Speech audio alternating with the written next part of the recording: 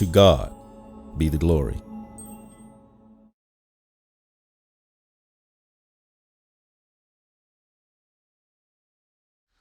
Welcome back to our study of the book of Genesis. Now we're in chapter 43. You might remember the situation from last time that they find the money in their sacks and they're telling their father, well, we've got to go back. We've got to take Benjamin with us to prove that we are not spies. But the father is saying, I can't do that. I can't send Benjamin with you. If I lose him, my grief will be too much for me to bear. And so he's struggling with that idea of sending Benjamin back. But notice what happens in chapter 43, starting with verse 1. Now the famine was severe in the land, and it came to pass when they had eaten up the grain which they had brought from Egypt, that their father said to them, Go back, buy us a little food.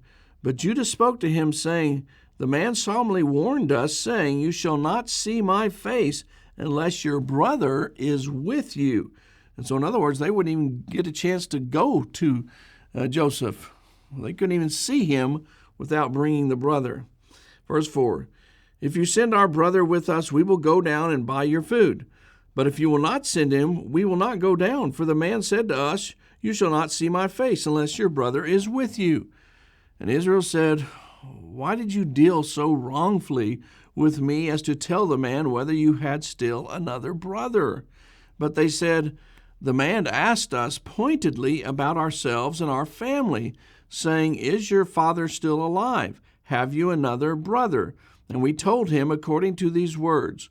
Could we possibly have known that he would say, Bring your brother down? And so some additional information given there. Jacob, of course, struggling with this decision to send Benjamin back to Egypt. Now, here we are, the second journey to Egypt in our outline, and this time with Benjamin. We'll be with them. And so it's been a long delay, but Judah sees now they've got to have food. If the family is going to survive, they've got to have food, and so he's going to have to send them back to Egypt. And the brothers, they demand that Benjamin goes with them so they can have an audience with here, the governor, and get more food for the family. Now, I want you to notice the wisdom that takes place here. Let's continue to read first before we do that. We were down to verse 8. Look at verse 8. Then Judah said to Israel his father, Send the lad with me, and we will arise and go, that we may live and not die, both we and you, and also our little ones. I myself will be a surety for him. From my hand you shall require him, and if I do not bring him back to you and set him before you, then let me bear the blame forever. For if we had not lingered, surely by now we would have returned this second time. And the father, Israel, said to them, If it must be so, then do this. Take some of the best fruits of the land in your vessels, and carry down a present for the man, a little balm and a little honey, spices and myrrh, and pistachio nuts and almonds. Take double the money in your hand, and take back in your hand the money that was returned in the mouth of your sacks. Perhaps it was an oversight. Take your brother also, and arise, go back to the man. And may God Almighty give you mercy before the man, that he may release your other brother and Benjamin. If I am bereaved, I am bereaved. In other words, so be it. Whatever happens, this is what is going to happen. But notice the wisdom shown by Jacob here. Look at this chart. As we look at this graphic, it says, first, take presents. Here are all these special spices and almonds and things from the land that they take to deliver to Joseph. Take double the money originally returned.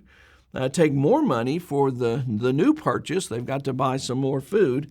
And to take Benjamin.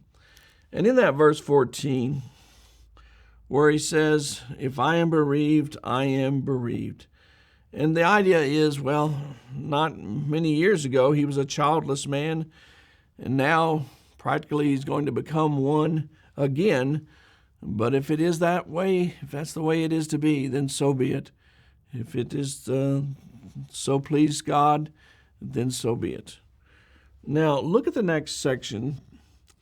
as they continue this journey back to Egypt. Verse 15. So the men took that present and Benjamin, and they took double money in their hand, and arose and went down to Egypt, and they stood before Joseph. And when Joseph saw Benjamin with them, he said to the steward of his house, Take these men to my home, and slaughter an animal and make ready, for these men will dine with me at noon. And remember, they still don't know, of course, this is Joseph, but he knows it's them, and he is testing them. And so we're going to see how he tests them with this feast that he's going to give them. Verse 17, Then the men did as Joseph ordered, and the man brought the men into Joseph's house. Now the men were afraid, because they were brought into Joseph's house. And they said, It is because of the money which was returned in our sacks for the first time that we are brought in, so that he may make a case against us, and seize us, and take us as slaves with our donkeys. And so here he's bringing them to his house for a feast, but they're thinking, oh, this is a trap. He's bringing us there, and we're going to be punished for this, and we're going to be thought of as spies, and so we're going to be made slaves, and all our things are going to be taken. Verse 19, When they drew near to the steward of Joseph's house, they talked with him at the door of the house, and said, "O sir, we indeed came down the first time to buy food. But it happened when we came to the encampment that we opened our sacks, and there each man's money was in the mouth of his sack. Our money is in full weight, so we have brought it back in our hand. So we have brought down other money in our hands to buy food. We do not know who put our money in our sacks." And so the brothers are trying to get ahead of this. They want the story out there. They want others to know that, no, we didn't steal this money. It was just found in our sacks. And so we brought it back. We knew that it didn't belong to us. We brought it back, and then we brought more money for the food that we need to buy. So they're really trying to get things settled peaceably, and so that they will not be punished. Verse 23, But he said, here's the servant, "Peace be with you. Do not be afraid. Your God and the God of your father has given you treasure in your sacks. I had your money." Then he brought Simeon out to them. So the man brought them in into Joseph's house and gave them water, and they washed their feet, and he gave them their donkeys and gave their donkeys feed. And so here the servant is able to reassure them in some ways and say, no, it's okay. I put that money in your sacks, and here's Simeon, here's your brother, he's fine. Nothing has happened to him. And so maybe they're reassured to some extent at this point. Verse 25. Then they made the present ready for Joseph's coming at noon, for they heard that they would eat bread there. And so they want to make sure this is a good meeting with the governor, with Joseph, and they want to make sure that he is not angry with them for what has taken place. Verse 26. And when Joseph came home, they brought him the present which was in their hand into the house, and bowed down before him to the earth. All right, let's stop there. What are they doing once again? They are bowing down to him, just as his dreams had foretold. Verse 27. Then he asked them about their well-being, and said, "Is your father well, the old man of whom you spoke? Is he still alive?" You see, Joseph doesn't know what has happened back home, and he thought perhaps, well, my father is older. He could have died by this time. Well, he greatly wants to see his father. In verse 28, and they answered, "Your servant, our father, is in good health. He is still alive." And they bowed their heads down and prostrated themselves. Then he lifted his eyes and saw his brother Benjamin, his mother's son. And he said, "Is this your younger brother of whom you spoke to me?" And he said, "God be gracious to you, my son." And so the first time he's able to lay eyes on his brother, once again on Benjamin, and to see him and know that he is well. You see, he didn't know. The brothers were so jealous of him that they were going to kill him. He didn't know if perhaps their anger would be turned towards his brother as well, and if they would treat Benjamin poorly. But now he sees that he is alive, and he says, "God be gracious to you, my son." Verse 30. Now his heart yearned for his brother. So Joseph made haste and sought somewhere to weep. And he went into his chamber and wept there. And he doesn't want to weep in front of them. He doesn't want them to know yet who he is. He's still testing them. He wants to see concerning the jealousy that they had before. Verse 31. Then he washed his face and came out, and he restrained himself and said, Serve the bread. So they set him a place by himself, and them by themselves, and the Egyptians who ate with him by themselves. And so each group is separated, as would be the custom, because the Egyptians could not eat food with the Hebrews, for that is an abomination to the Egyptians. And they set before him the firstborn, according to his birthright, and the youngest according to his youth. And the men looked in astonishment at one another. And then he took servings to them from behind him, but Benjamin's serving was 5 times as much as any of theirs. So they drank, and they were merry with him. Notice what happens here at the end of this chapter. As they begin the feast, the separation takes place, but then he's having the brothers seated according to their age.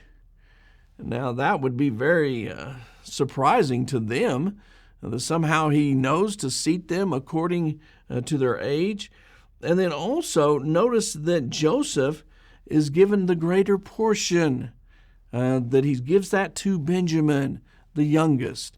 Why would Joseph give Benjamin the greatest portion? Well, because he wanted to see how the brothers would react. Here is Benjamin getting special treatment, just as Joseph had received special treatment when he was with the family. He's saying, are they going to be jealous? Are they going to act in the same way? Will that anger cause them to seek to kill their brother Benjamin? And so you see the test. Chapter 44 in our outline, we see that the test is successfully met by Joseph's brethren. They're going to pass the test. Chapter 44, verse 1. And he commanded the steward of his house, saying, Fill the men's sack with food, as much as they can carry, and put each man's money in the mouth of his sack. Also put my cup, the silver cup, in the mouth of the sack of the youngest, and his grain money. So he did according to the word that Joseph had spoken. And as soon as the morning dawned, the men were sent away, they and their donkeys.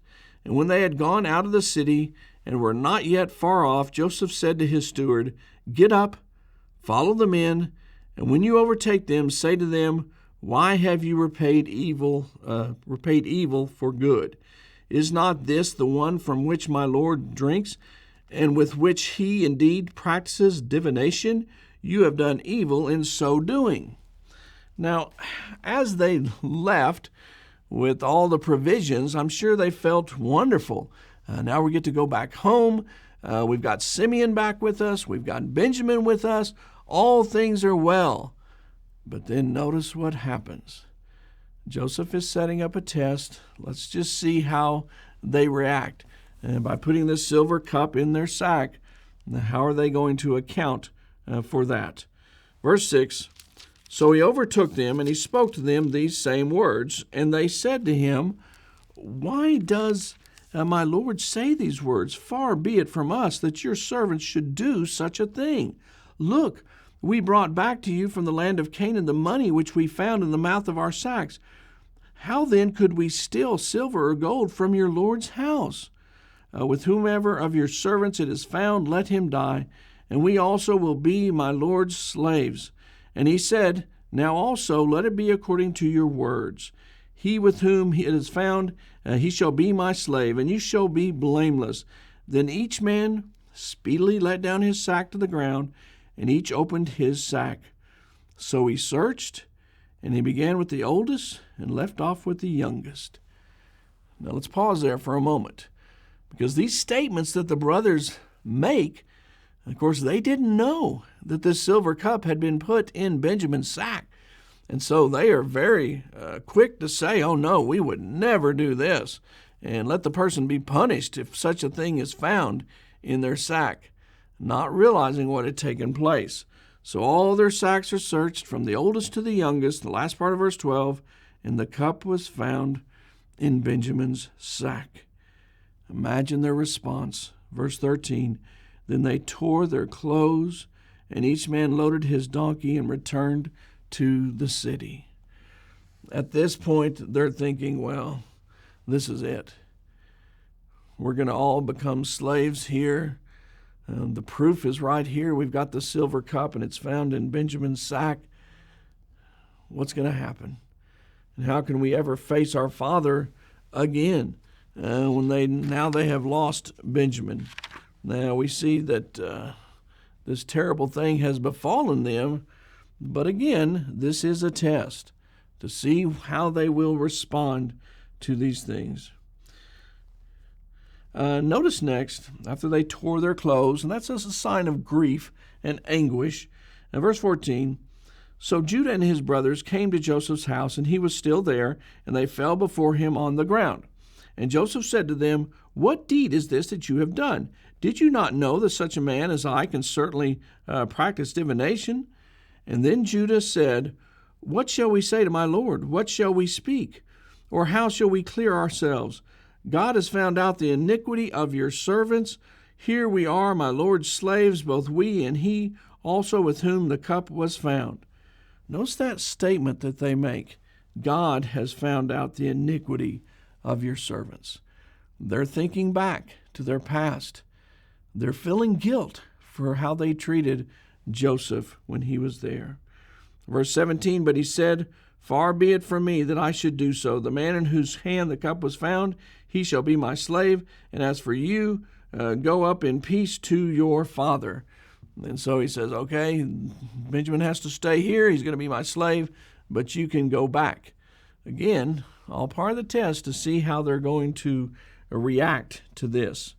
Verse 18, then Judah came near to him and said, O my Lord, please let your servant speak a word in my Lord's hearing, and do not let your anger burn against your servant, for you are even like Pharaoh. And indeed he was. He was second in command to Pharaoh. Verse 19, my Lord asked his servants, saying, have your father or a brother? And we said to my Lord, we have a father, an old man, and a child of his old age, who is young. His brother is dead, and he alone is left of his mother's children, and his father loves him. Then you said to your servants, bring him down to me, that I may set my eyes on him. And we said to my Lord, the lad cannot leave his father, for if he should leave his father would die. In other words, that he would die from grief. He would be so sad to lose Benjamin. But you said to your servants, unless your youngest brother comes down with you, you shall see my face no more. So it was that when we went up to your servant, my father, that we told him the words of my Lord. And our father said, go back and buy us a little food. But we said, we cannot go down if our youngest brother is with us. If our youngest brother is not with us, then we will go down, for we may not see the man's face unless the youngest brother is with us. And so he wants Joseph to understand the full situation of what has happened here and why they find themselves in this situation. In verse 28, let's back up. Verse 27, then your servant my father said to us, you know that my wife bore me 2 sons, and the one went out from me, and I said, surely he is torn to pieces, and I have not seen him since. Of course, talking about Joseph. But if you take this one also from me, and calamity befalls him, you shall bring down my gray hair with sorrow to the grave. It would be more than he could bear. Verse 30, now therefore, when I come to your servant my father, and the lad is not with us, since his life is bound up in the lad's life, it will happen that when he sees that the lad is not with us, that he will die. So your servant will bring down the gray hairs of your servant our father with sorrow to the grave. He says, this is the consequences. If we're not allowed to take Benjamin back, then our father is going to die from grief. Verse 32, for your servant became surety for the lad to my father, saying, if I do not bring him back to you, then I shall bear the blame before my father forever. Now, therefore, please, let your servant remain instead of the lad as a slave to my Lord, and let the lad go up with his brothers. For how shall I go up to my father if the lad is not with me, lest perhaps I see the evil that would come upon my father." Now, this is quite a lengthy speech, but think about this speech is worthy of the ancestor of our Savior, that it's through Judah and through his lineage comes the Christ, comes Jesus, the Messiah, the one who is going to offer himself for the forgiveness of man's sins. And so in this way, here is Judah representing that well, saying that he is going to offer himself because he cannot bear to have them go back to their father's house without Benjamin because of the sorrow that would be caused by that. Joseph hears this, and of course he loves his father, is concerned about his father, but also is very impressed, I'm sure, that Judah would be willing to sacrifice himself freely for his father. Now notice the growth that has taken place. These are the brothers who wanted to kill Joseph, and now we have the brothers stepping up, and they're willing to spare, to save Benjamin, and Judah even to the point offering up his own life in the place of Benjamin. Now the next thing in our outline is going to be Joseph revealing himself to his brethren, that they finally pass the test, and so he is able to show them who he is. This is chapter 45, verses 1 through 15. Notice verse 1. "Then Joseph could not restrain himself before all those who stood by him, and he cried out, 'Make everyone go out from me.' So no one stood with him while Joseph made himself known to his brothers. And he wept aloud, and the Egyptians in the house of Pharaoh heard it. And then Joseph said to his brothers, 'I am Joseph. Does my father still live?' But his brothers could not answer him, for they were dismayed in his presence." They're so shocked to hear this, that this is Joseph? What? Now he's asking about his father. He wants to know if he's okay, but they're not even ready to consider that. They can't get past the point that this is Joseph now, who they thought was surely dead. And Joseph said to his brothers, "Please come near to me." So they came near, and then he said, "I am Joseph, your brother, whom you sold into Egypt." Verse 5, "But now do not therefore be grieved or angry with yourselves, because you sold me here, for God sent me before you to preserve life. For these 2 years the famine has been in the land, and there are still 5 years in which there will be neither plowing nor harvesting. And God sent me before you to preserve a posterity for you in the earth, and to save your lives by a great deliverance." And so he's telling them that there was actually a purpose here for him being sent or sold into captivity and going to Egypt. In verse 8 he explains, "So now it was not you who sent me here, but God. And he has made me a father to Pharaoh, and lord of all his house, and a ruler throughout all the land of Egypt." And so here they had done this evil thing, but actually God had used it for good. God is able to take the evil devices of men and the evil actions that they are involved with and use it to fulfill his will, what he wants done. Now, does that mean that their evil wasn't wrong? No, not at all. What they did was sin, and they are accountable for it, and they are punished for it, and we see their guilt as they begin to realize what has taken place. But God is able to use their evil deeds and turn them to good, and that's what happens here. Notice the phrase Joseph says, God made him a father to Pharaoh. There may be a play on words here. In the Hebrew language, Ab, it means father in the Egyptian tongue. It means prime minister.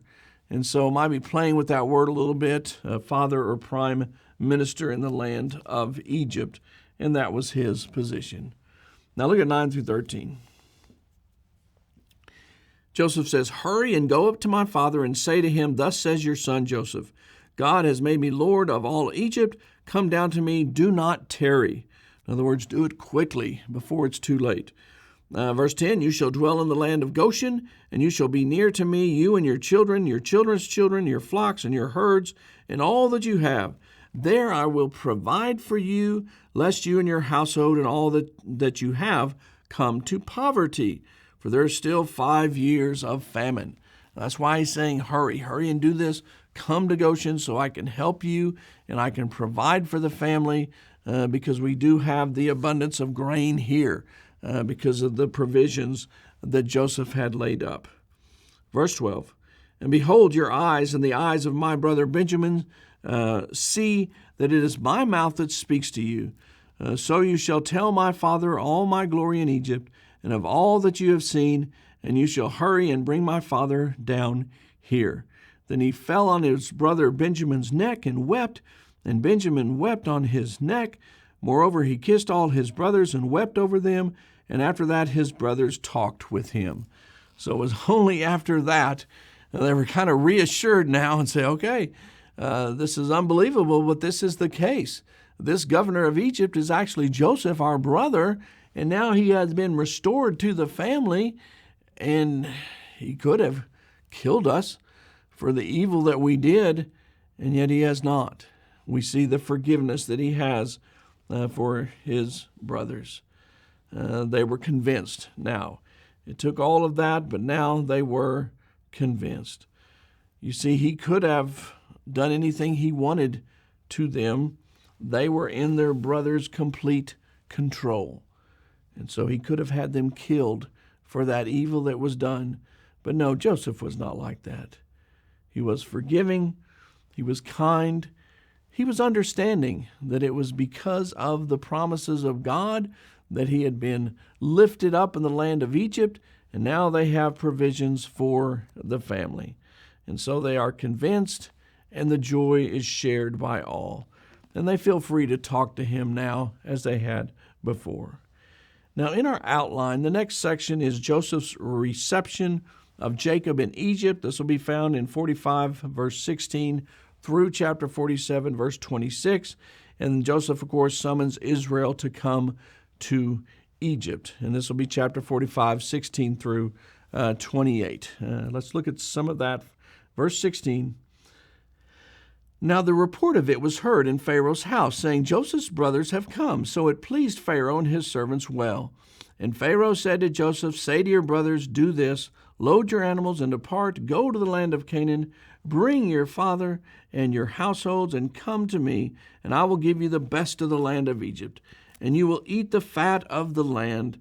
Now you are commanded, do this, take carts out of the land of Egypt for your little ones and your wives, bring your father and come. Also, do not be concerned about your goods, for the best of all the land of Egypt is yours. That's amazing here. Pharaoh is pleased, and he commands Joseph's brethren to get their father and bring all things to Egypt. He's going to give them the good of the land, the best of the land. They'll eat the fat of the land. And so he sends wagons, he sends gifts, and special to Benjamin, and to bring back Jacob and the family. Pharaoh's showing his gratitude to such an extent because why? Because it was because of Joseph and his connection with God whereby these dreams were interpreted and the storage was made, providing the grain during those good years, so when the famine came, they had what they needed. Joseph tells his brothers, see that you do not become troubled along the way. Notice this, verse 21, then the sons of Israel did so, and Joseph gave them carts according to the command of Pharaoh, and he gave them provisions for the journey. He gave all of them to each man changes of garments, but to Benjamin he gave 300 pieces of silver and 5 changes of garments. And he said to his father these things, 10 donkeys loaded with the good things of Egypt, and 10 female donkeys loaded with grain, bread, and food for his father for the journey. So he sent his brothers away, and they departed, and he said to them, see that you do not become troubled along the way. That was his concern. Here they're sent back, sent with all of these gifts, showing Pharaoh's gratitude for what had taken place. and now to bring them back home here, to be all together in the best of the lands that Pharaoh is going to give to them. And so we're going to see next time the response of Jacob, Israel, when the sons return and they give him this news concerning Joseph. So we'll stop there and begin at verse 25 next time. Thank you for your attention.